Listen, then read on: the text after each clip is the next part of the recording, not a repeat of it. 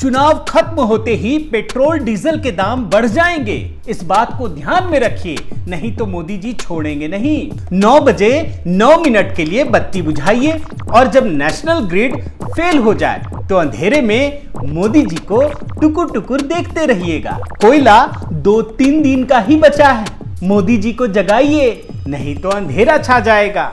2019 के लोकसभा चुनाव में मोदी शाह को हराइए, नहीं तो मोदी जी लोकतंत्र की लंका लगा देंगे। साथियों नमस्कार, मैं हरिश्चंद्र बंडवाल। आज मैं आपको खौफ और दहशत की पत्रकारिता का चेहरा दिखाऊंगा। ये चेहरा यूक्रेन में हो रहे युद्ध के मैदान का नहीं, बल्कि दिल्ली में एसी रूम में बैठकर दिमागी शैतान से पैदा किया जाता है। इस दिमागी शैतान को जनता में डर और अराजकता फैलाने में मजा आता है, क्योंकि इन्हें लगता है कि जनता का भयभीत होना ही प्रधानमंत्री मोदी की कमजोर कड़ी बन सकता है। लेकिन ये तो एक पीत पत्रकारिता है। आज जब यूपी चुनाव अपने चरम पर है और यूक्रेन संकट ने भी दस्तक दे दिया है, तो इन एजेंडाधारी पत्रकारों ने जनता के बीच में खौफ फैलाना शुरू कर दिया है। अब आपको मैं कुछ हेडलाइन दिखाता हूं। ये हेडलाइन देखिए, ये एनडीटीवी की रिपोर्ट है। Oil nears $100, petrol diesel price hike coming after elections. चुनाव के बाद पेट्रोल डीजल की कीमत में आग लग जाएगी। अब ये स्क्रॉल की रिपोर्ट है, ये भी देखिए। As global crude oil prices rise, can India shield consumers from prices rising across the board. और आगे भी लिखा है, देखिए इसमें क्या है। Fuel prices are likely to be increased after election results are announced on March 10। मतलब पेट्रोल डीजल की कीमत को 10 मार्च के नतीजे से जोड़ा हुआ है। अब यह है न्यू इंडियन एक्सप्रेस की report. Hike in fuel price imminent after polls. मतलब सारे मीडिया जो संस्थान है, जो प्रिंट वाले, वो सारे के सारे जो है आग लगा रहे हैं चुनाव से जोड़ करके। अब इसमें Magsaysay award winner Ravish Kumar का तो लेवल ही अलग है। थोड़ा सा हिस्सा उनका भी मैं आपको दिखाता हूं। आप अपनी जेब का ख्याल शुरू कर दीजिए कि 7 मार्च को जब वोट पड़ जाएगा, तब उसके बाद पेट्रोल और डीजल के दाम किस रफ्तार से बढ़ेंगे और ये कहां जाकर रुकेगा। मतलब एजेंडा चलाने वाले इन संस्थानों ने अभी से यूपी चुनाव को लेकर लोगों को डराना शुरू कर दिया है कि बस चुनाव खत्म होने दीजिए और देखिए कि मोदी जी कैसे आप लोगों के ऊपर चाबुक चलाते हैं। ये सारी मीडिया रिपोर्ट में लिखी हुई है। लेकिन सच्चाई क्या है? पेट्रोल और डीजल की कीमतें, मतलब इन कीमतों पर सरकार का कोई नियंत्रण नहीं। इनकी कीमतें तो बाजार के भाव से तय होती हैं। और इस समय बाजार में यूक्रेन में हो रही जंग का प्रतिकूल असर पड़ा है, जिसकी वजह से कीमतें बढ़ रही हैं। अब मैं आपको ये रॉयटर की रिपोर्ट दिखाता हूं, इसको देखिए और इससे आपको समझ में आएगा। पूरे विश्व में यही हालात हैं। ऑयल टॉप्स $105 पर barrel after Russia attacks Ukraine. मतलब जो इनकी कीमतें, इसकी कीमतें बढ़ रही हैं, उसका यूक्रेन संकट से लेना देना है। और यही नहीं, पूरे यूरोप को 40% गैस और 25% पेट्रोल डीजल की आपूर्ति रूस करता है। आप रिपोर्ट में देखिए, ये भी बातें लिखी हुई हैं।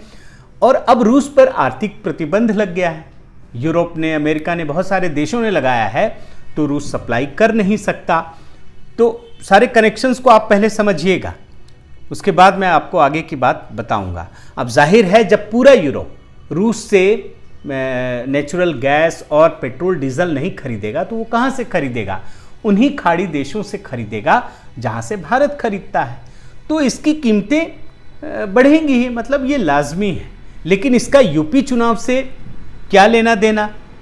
लेकिन जो पीत पत्रकारिता करने वाले लोग हैं, मोदी को बदनाम करने वाले लोग हैं और अपना एजेंडा चलाने वाले लोग हैं, उनको मौका मिल गया और उन्होंने येलो जर्नलिज्म, पीत पत्रकारिता करनी शुरू कर दी। वैसे ये पहला मौका नहीं है जब विपक्षी नेताओं के साथ मिलकर इन एजेंडाधारी लोगों ने या मीडिया ने भारत की जनता को डराने का प्रयास किया हो। आप याद कीजिए, इससे पहले कोयले के संकट को लेकर भी इसी तरह का एक आर्टिफिशियल भय क्रिएट करने की कोशिश की गई और मतलब जनता को यह कहकर डराया गया कि आपके घर की बिजली गुम हो सकती है, बिजली बहुत बड़ा बिजली संकट आ सकता है। और ये काम किसने शुरू किया? दिल्ली के विवादित मुख्यमंत्री और जो खुद को अराजकतावादी कहते हैं अरविंद केजरीवाल ने। आपको मैं उनका एक ट्वीट दिखाता हूं, देखिए क्या लिखा है। Delhi could face a power crisis, I am personally keeping a close watch over the situation. We are trying our best to avoid it. In the meanwhile, I wrote a letter to Honorable PM seeking his personal intervention. अब केजरीवाल की आप पूरी history देखिए, वो उनकी पूरी राजनीति या तो आरोप लगाकर भागने में या दहशत फैलाने में है। कोई क्रिएटिव कंस्ट्रक्टिव तरीका नहीं। अब जब केजरीवाल ने आरोप लगा दिया, और राजनीति में लगा भी सकते हैं, तो मीडिया समूहों का काम क्या होता है कि आप इसकी सच्चाई भी तो देखिए। लेकिन उस किसी ने सच्चाई देखी नहीं देखी, मतलब उसको और उभारना शुरू कर दिया। मतलब तिल का ताड़ बनाना इसी को कहते हैं। आप देखिए, ये the Indian Express, Delhi could face power shortage because of coal crisis, Kejriwal का नाम लेकर के आप एनडीटीवी की ये रिपोर्ट देखिए, Delhi could face power crisis. मतलब सब ने शुरू कर दिया हल्ला मचाना, सारे मीडिया समूहों ने। और एक मैं आगे देखिए, ब्लैकआउट क्राइसिस इन इंडिया। अब दिल्ली से आगे बढ़ा करके सबने खींच करके इसको पूरे भारत पे ले गए और लिस्ट ऑफ स्टेट्स विच में face power cut as coal demand rise. अब राज्यों की भी जानकारी देने लगे। मतलब आप याद रखिए, वो एक ऐसा माहौल था जब आपके घर की बिजली नहीं जा रही थी, कोई संकट आपके घर में नहीं था, लेकिन आपके दिमाग में ये संकट पैदा किया जा रहा था। और एक रिपोर्ट देखिए, मैं चुनिंदा चीज़ों को आपके सामने इसलिए रख रहा हूं कि लेवल आपको पता चल सके कि भय और खौफ का लेवल किस तरीके से बढ़ाया जा रहा था। ये रिपोर्ट देखिए, India's energy crisis, 3 days of coal stocks left for over 65 coal fired plants. मतलब सिर्फ 3 दिन का कोयला बचा है। अब कई लोगों को तो मतलब हार्ट अटैक आ जाए अगर इस तरह की चीज़ें, इस तरह की परिस्थितियां पैदा कर दी जाए। ये ऑक्सीजन संकट के भी समय हुआ था, हालांकि कुछ हद तक रहा होगा, बट मतलब संकट उतना नहीं है जितना आपके दिमाग में भर दिया गया। जहां भारतीय मीडिया ने आधी अधूरी सच्चाई पर, अब इस मामले में मैं आपको आगे की बात बताता हूं, कि खौफ पैदा करना शुरू कर दिया था, तो वहीं अंतर्राष्ट्रीय मीडिया भी भारतीय मीडिया को देखकर भारत को बदनाम करने के लिए उतर आया। अब मैं आपको बीबीसी की रिपोर्ट दिखाता हूं। इसने क्या लिखा है? Why India is on the brink of an unprecedented power crisis. BBC की रिपोर्ट है। बीबीसी की जितनी रिपोर्टें आप देखिए, मेरा दावा है कि उसमें से अधिकतर सिर्फ और सिर्फ मोदी सरकार को और भारत को बदनाम करने के लिए किया जाता है। और ये बीबीसी की रिपोर्ट आप देखिए, इसमें यह लिखा हुआ है कि अब तक अप्रत्याशित क्राइसिस भारत में आने वाला है, दहशत। लेकिन भारत की मीडिया ने जो खौफ पैदा किया, उसकी सच्चाई क्या थी? आज मैं आपको पहली बार बता रहा हूं ये बात, क्योंकि इससे जुड़ी हुई चीज़ें मैंने मीडिया में काफ़ी खंगाली, कोई बहुत इस पर विस्तार से किसी ने नहीं लिखा। ये कोल संकट दरअसल चीन और यूरोप का था। यूरोप और चीन में वाकई में संकट था। अब देखिए वहाँ क्या हुआ, कोयले का उत्पादन काफ़ी गिर चुका था, जिसकी वजह से वहाँ बिजली संकट पैदा हुआ। ये चीन की रिपोर्ट है। देखिए इसमें क्या लिखा है, इसमें वहाँ की स्थिति कितनी भयावह थी, आकलन नहीं बता रहा हूँ, हो चुकी थी। चीन में स्थिति खराब हो गई थी, तब की रिपोर्ट है चीन की। और ये देखिए, ये यूरोप की रिपोर्ट है ब्लूमबर्ग की, कि यूरोप किस तरीके से पावर क्राइसिस को फेस कर रहा था। वहाँ पे भी स्थिति, माने भविष्य में क्या होगा ये नहीं बताया जा रहा था, बल्कि वहाँ स्थिति खराब हो चुकी थी। और इसी बात को, जो चीन और यूरोप में हुआ, इसी बात को आधार बनाकर केजरीवाल और उनके साथ भारतीय मीडिया ने पीएम मोदी को बदनाम करने का उन्हें एक जैसे मौका मिल गया, तो उन्होंने दहशत पैदा करनी शुरू कर दी और बताया कि यहाँ भी कोयले का उत्पादन कम है, उनके पास बहुत कम बचा है, संकट हो जाएगा। अब जाहिर है इसे लेकर भी भारतीय मीडिया में और जो राजनीतिज्ञ कह रहे थे, उसको लेकर के देखिए एक इंडिपेंडेंट यूके की मशहूर वेबसाइट है, वहाँ का मीडिया संस्थान है, वो क्या लिखता है, after Europe and China is India now facing a power crisis too. मतलब उसको कोई लेना देना नहीं है। भैया अपने देश को देखो ना, आपके यहाँ क्या हाल है, आपका प्रधानमंत्री, आपकी सरकार क्या कर रही है, आप तो खुद अंधेरे में डूबे हुए हो, हमारे बारे में आप आकलन कर रहे हो। लेकिन भारत में ये संकट कभी आया ही नहीं और आना भी नहीं था, क्योंकि प्रधानमंत्री मोदी हर वक्त सतर्क रहते हैं, उन्हें पता होता है। उन्होंने ये संकट कभी, आप ये देखिए उसमें एक रिपोर्ट, अच्छा संकट पैदा होगा, ये तो मीडिया में हमने खूब देखा, गूगल में आप सर्च कीजिए 1000 आर्टिकल, हजारों लेख मिलेंगे, लेकिन संकट आया नहीं आया इसके बारे में किसी ने कुछ लिखा ही नहीं। एक आध रिपोर्ट मिली, आप देखिए इसमें क्या है, केंद्रीय ऊर्जा मंत्री आर.के. सिंह बोले कोयले की कमी नहीं, अफवाह फैलाने वालों पर होगी कार्रवाई। अब आप गूगल को सर्च करेंगे तो ऐसा कोई एनालिसिस नहीं मिलेगा कि जिस मीडिया संस्थानों ने, नेताओं ने ये भय खौफ पैदा किया, आखिर भारत में हुआ क्या। दरअसल पीएम मोदी की सक्रियता से ना कभी ये संकट आना था ना आया, लेकिन जो मीडिया को काम करना था, नेताओं को काम करना था, वो तो कर गए। अब आपको एक तीसरी घटना के बारे में बताता हूं, जिसका इस्तेमाल इन पीत पत्रकारों ने देश की जनता में खौफ और भय पैदा करने के लिए किया। इन्होंने प्रधानमंत्री मोदी के निर्णय पर सवाल उठाने के लिए, उसे जन विरोधी ठहराने के लिए एक ऐसा मुद्दा खड़ा किया जो कभी अस्तित्व में रहा ही नहीं और जो ना कभी पैदा हुआ। अब ये मुद्दा क्या है, इसके बारे में भी आप समझ लीजिए। जब कोरोना महामारी का शुरुआती दौर था, उस समय प्रधानमंत्री मोदी ने इस बीमारी से लड़ने में देश को एकजुट करने के लिए और जो कोरोना वॉरियर्स हैं उनके प्रति सम्मान जताने के लिए एक अपील की थी।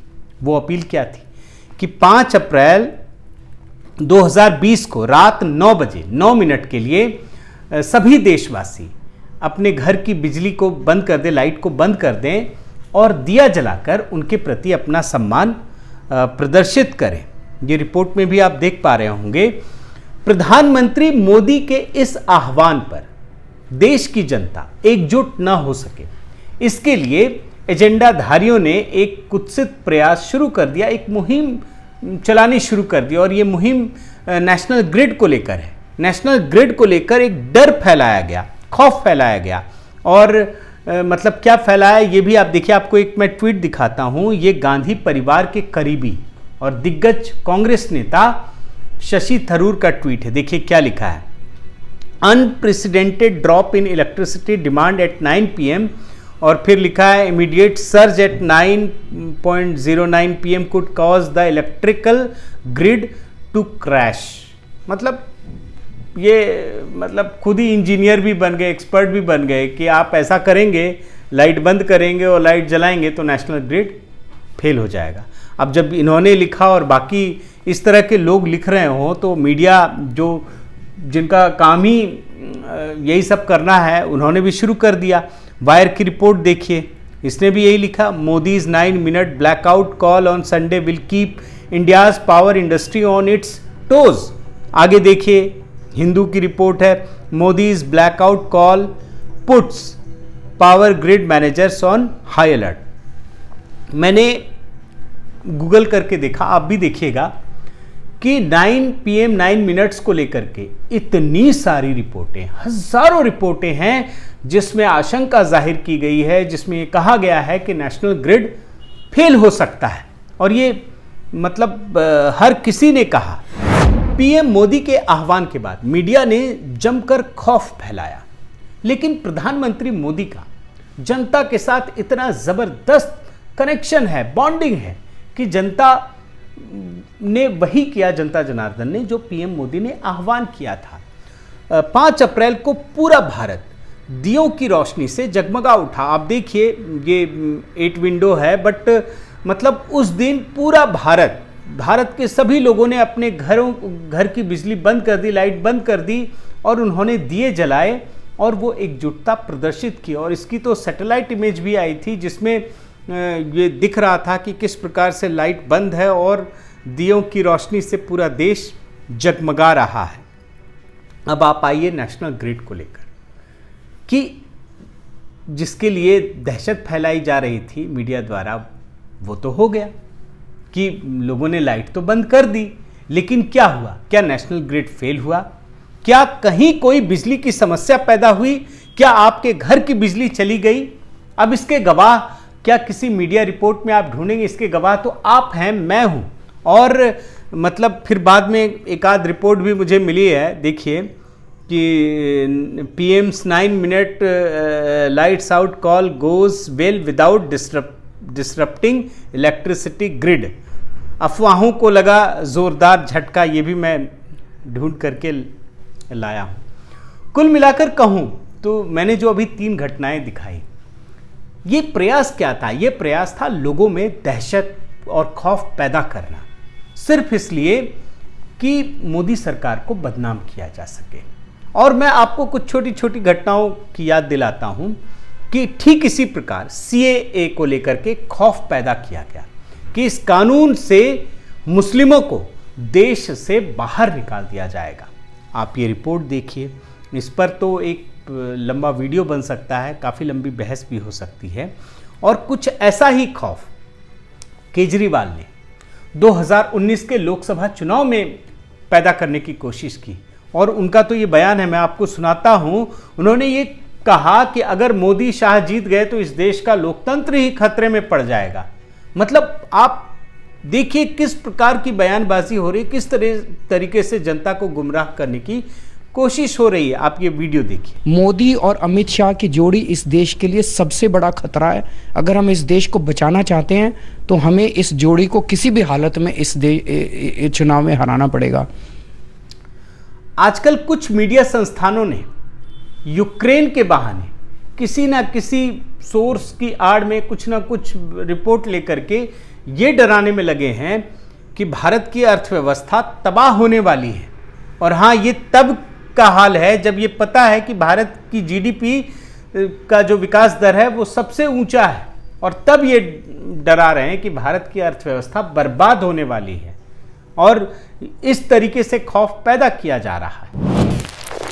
साथियों, देश और व्यक्ति के जीवन में समस्याओं का आना और उसका समाधान निकालना एक सतत प्रक्रिया है, और यही तो हमारे विकास का आधार है। और ये समाधान तब निकलता है जब सही नियत और निष्ठा के साथ नीतियां बनती हैं, और यही प्रधानमंत्री मोदी पिछले 7 वर्षों से करते आ रहे हैं। लेकिन साल 2014 से पहले, यानी मोदी सरकार से पहले, इन्हीं नियत और निष्ठा में कमी के चलते असफलता का जो वातावरण बना, उसी का दोहन आज भी मीडिया जगत खौफ पैदा करने के लिए करने की कोशिश करता है। बहुत बहुत धन्यवाद। आपसे गुजारिश है कि आप मेरे इस चैनल को ज़रूर सब्सक्राइब कीजिए, लाइक कीजिए, शेयर कीजिए, कमेंट कीजिए, और इस बेल आइकन को प्रेस करना मत भूलिएगा। नमस्कार।